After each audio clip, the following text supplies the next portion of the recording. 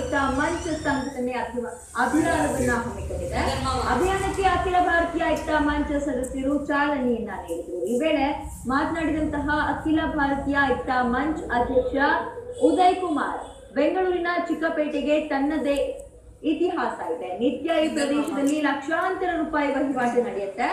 ಹೀಗಾಗಿ ಜನಜಂಗುಳಿ ನಡುವೆ ನಿರ್ಭಯವಾಗಿ ವ್ಯಾಪಾರ ನಡೆಸುವುದು ವರ್ತಕರಿಗೆ ಸವಾಲಿನ ಕೆಲಸ ಆಗಿದೆ. ಇದರಿಂದ ನಿತ್ಯ ನಡೆಯುವಂತಹ ಕಳ್ಳತನ, ದರೋಡೆ, ವಂಚನೆ, ಸುಲಿಗೆ, ಸಂಚಾರ ದಟ್ಟಣೆ ತಡೆಗಟ್ಟಲು ಪೊಲೀಸ್ ಠಾಣೆ ಅನಿವಾರ್ಯವಾಗಿ ಬೇಕಿದೆ. ಪೊಲೀಸ್ ಠಾಣೆಯನ್ನ ಮುಚ್ಚಿ ವಿವಿಧ ಠಾಣೆ ವ್ಯಾಪ್ತಿಗೆ ವಿಂಗಡಣೆ ಮಾಡಿರುವುದು ದುರಾದೃಷ್ಟಕರ. ಕೂಡಲೇ ಪೊಲೀಸ್ ಆಯುಕ್ತರಿಗೆ ಮನವಿಯನ್ನ ಸಲ್ಲಿಸಿ ಮುಚ್ಚಿರುವಂತಹ ಪೊಲೀಸ್ ಠಾಣೆಯನ್ನ ಪುನರ್ ಸ್ಥಾಪನೆ ಮಾಡುವಂತೆ ಮನವರಿಕೆ ಮಾಡಲಾಗುತ್ತೆ ಅಂದರು.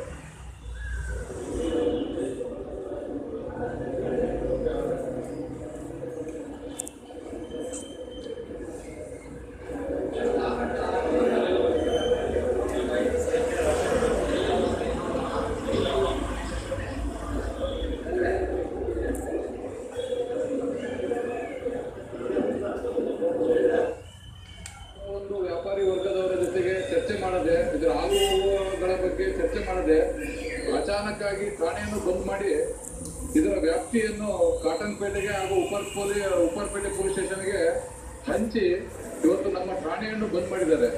ಲಕ್ಷಗಟ್ಟಲೆ ಜನ ದಟ್ಟಣೆ ಇರತಕ್ಕಂಥ ಈ ಪ್ರದೇಶದಲ್ಲಿ 10,000ಕ್ಕಿಂತ ಹೆಚ್ಚು ಇಲ್ಲಿ ಅಂಗಡಿಗಳು ನಾವು ಕೆಲಸ ಮಾಡ್ತಾ ಇದ್ದೀವಿ. ಪ್ರತಿದಿನ ಕೋಟಿಗಟ್ಟಲೆ ಇಲ್ಲಿ ವ್ಯವಹಾರ ನಡೆಯುತ್ತೆ. ಕೇವಲ ಬೆಂಗಳೂರು ಅಷ್ಟೇ ಅಲ್ಲ, ಕರ್ನಾಟಕ ರಾಜ್ಯಕ್ಕೆ ಸೀಮಿತವಾಗಿರದೆ ಪೂರ್ತಿ ದಕ್ಷಿಣ ಭಾರತದ ಒಂದು ವ್ಯಾಪಾರ ಬಿಂದುವಾಗಿರ್ತಕ್ಕಂಥ ಇವತ್ತು ಚಿಕ್ಕಪೇಟೆಗೆ ಒಂದು ಸುರಕ್ಷಿತವಾದ ವಾತಾವರಣ ತುಂಬಾ ಅತ್ಯಗತ್ಯ ಇದೆ. ಸರ್ಕಾರ ಇದನ್ನ ಸೀರಿಯಸ್ ಆಗಿ ತಗೊಳ್ದಲೆ ಅಚಾನಕ್ಕಾಗಿ ಠಾಣೆಯನ್ನು ಬಂದ್ ಮಾಡಿರೋದ್ರಿಂದ ಸಂಪೂರ್ಣ ಇಲ್ಲಿ ಒಂದು ವ್ಯಾಪಾರಿ ವರ್ಗ ಒಂದು ಆತಂಕಕ್ಕೊಳಗಾಗಿದೆ.